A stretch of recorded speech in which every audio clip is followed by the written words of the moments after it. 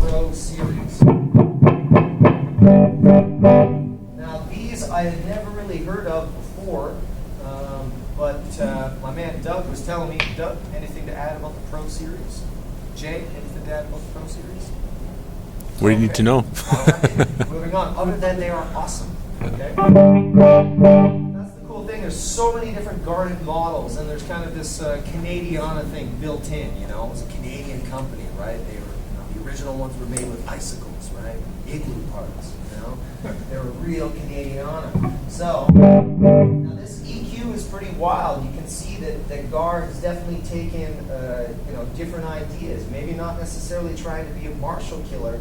But the interesting thing is these little plastic rocker switches. Now the only other amps that I've seen that have sported these in a big way were the Ampegs, and obviously the SVTs had them, those being bass rigs. But the VT series that Ampeg came out with, and they actually just reissued, calling them the GVT series. Highly lauded amps. I have a 76 VT40 myself, and it's one of my favorite amps, bar none.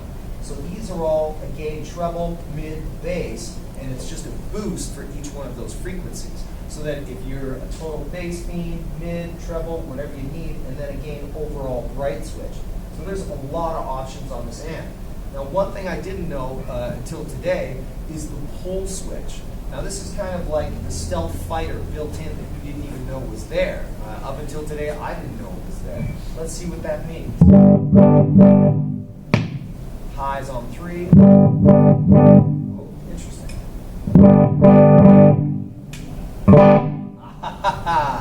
So going the opposite way. So 1 is a lot of treble. 2, right, last 3. So that is what I would assume is a cut.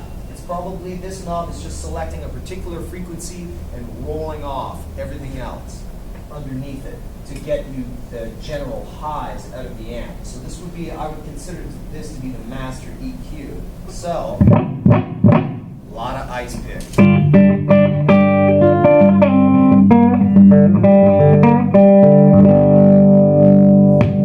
Now as we drop in the lows, interesting.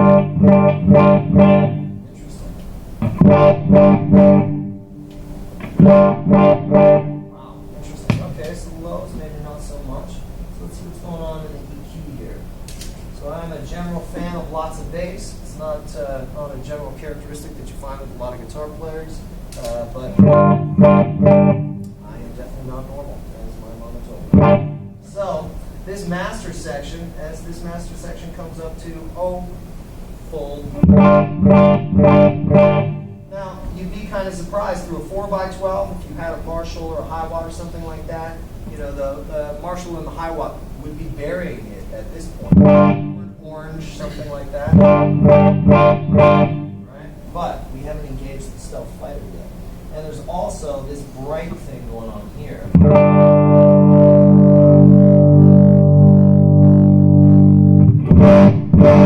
Woo! That is what I'm talking about. All right, so now that is with the bright switch turned off. Now if we turn that off, because we definitely, a lot of ice pick. It's like Basic Instinct or something. So, somewhere about there. Now you can see, right?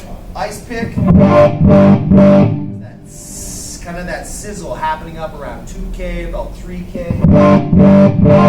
Right? Now that would cut. You would definitely cut through the mix with that. Bar none. Let's check it out. Where's that slide?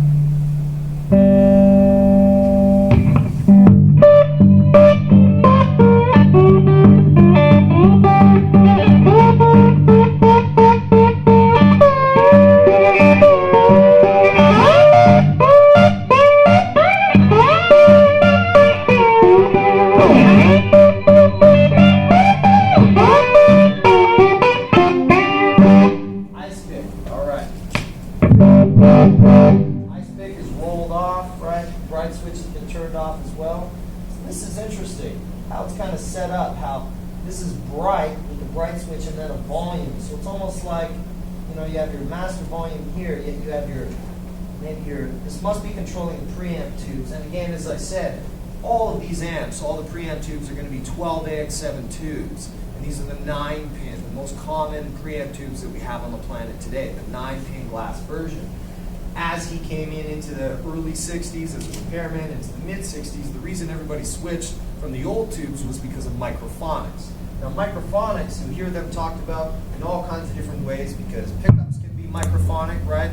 Just the fact that you can hear that means that there are some microphonics built into it. Just the fact that it's going to pick up the mechanical vibration